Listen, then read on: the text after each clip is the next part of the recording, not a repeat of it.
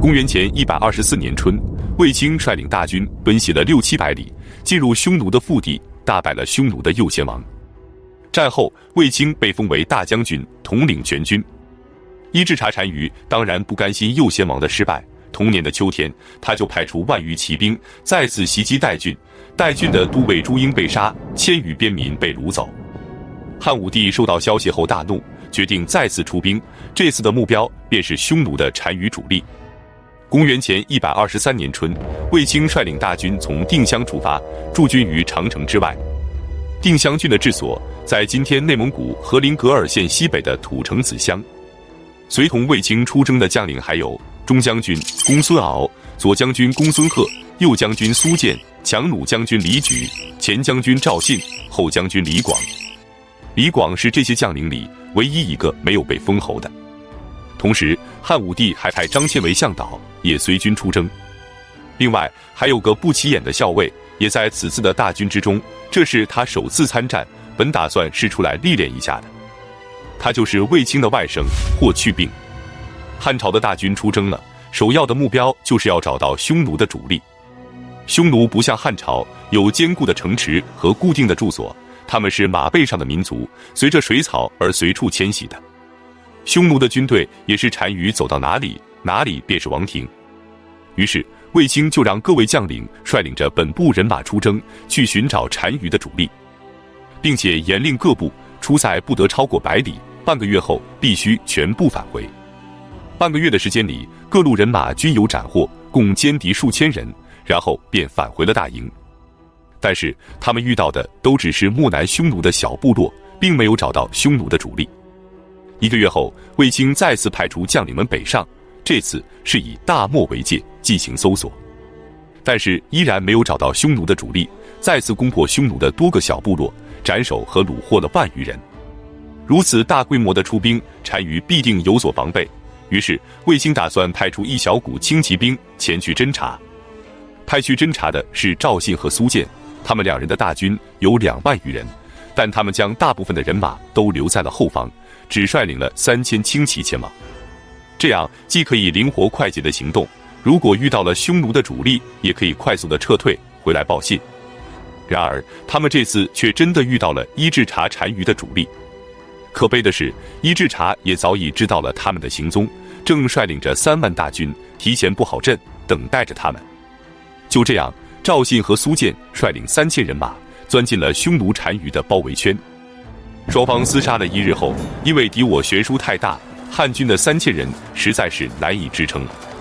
见汉军败局已定，单于便开始诱降。赵信以前本来就是匈奴的小王，战败后投降的汉朝，所以他对投降匈奴完全没有心理负担，便率领着800名骑兵投降了匈奴。这样一来，就只剩下了苏建的一支孤军，苏建就更难以支撑了，只身一人逃了回来。但逃跑途中，他却没有找到自己的后军。原来后军听说前方战败，赵信还投降了，于是军中便开始大乱。赵信的部下很多都是投降过来的匈奴人，所以听说赵信投降后，他们也准备去找匈奴投降。幸好有一个名叫孟乙的汉军骑士，及时砍杀了几个带头的，才总算稳定局势，将队伍给带了回来。战后，孟乙被封为了关内侯。苏建的队伍则基本都是汉人，听说前方战败，苏建又不知所踪，于是也及时的撤了回来。苏建没有找到自己的后军，就直接逃回了卫青的大营。这一战可谓是损失惨重。就在众人都郁闷的时候，他们还没有发现，此时的军中有一批人已经不见了，此人便是霍去病。霍去病是卫青的外甥，关于他的身世，我们在之前的视频里介绍过，大家可以回头去看，这里就不再赘述了。他从小就喜欢骑马射箭，汉武帝很喜欢他，就想重点培养。汉武帝让他学习《孙子兵法》，但是霍去病认为战场上最重要的就是随机应变，照搬别人的东西太过死板没什么用，所以他压根就不学。所以在古今中外，不学兵法而成为名将的，或许也就他一人了吧。这一年，霍去病只有18岁，还是虚岁。汉武帝想让他跟着舅舅卫青出去历练一下，于是就封他为飘摇校尉，跟随大军出征了。卫青对他没什么要求，也没给他安排具体的作战任务，于是他就带领着800人脱离了大军，独自去寻找战机了。他的部下大多都是匈奴的降族，有4位军侯，分别是高不时、蒲多、邢山、徐自为，每人率领2个百夫长和200名骑兵。经过商议，他们决定前往敷阳巨山去寻找战机，那里就是我们上期讲过的卫青大败右贤王的地方。经过数日的奔袭，他们来到了敷阳巨山的山坡上，在这里他们截杀了一位老年的斥候。通过对这名斥候的分析，霍去病推断介若侯就在附近。原因是介若侯是冒顿单于最小的弟弟，属于伊稚茶单于老祖宗辈的。匈奴人的风俗是重少轻老，所有的饮食和衣物等都是先给年轻人，有剩余的才能分配给老年人，因此匈奴的很多老年人都是食不果腹的。介若侯已经年近70，无法继续冲锋陷阵，只能负责给大军运送粮草辎重。他能体恤老人，很多老人也就前来投奔他，所以通过这名老年斥候，霍去病推断出介若侯一定就在附近。经过几日的搜索，他们终于在一个湖边发现了介若侯的运粮大军，但他们没有立即出击，而是用牛皮包住马蹄，用笼子套住马嘴，静静地隐藏了起来。夜幕降临后，霍去病便率领着他的800勇士，一马当先冲入敌营，开始大肆的砍杀。面对突如其来的冲锋，匈奴士兵毫无还手之力。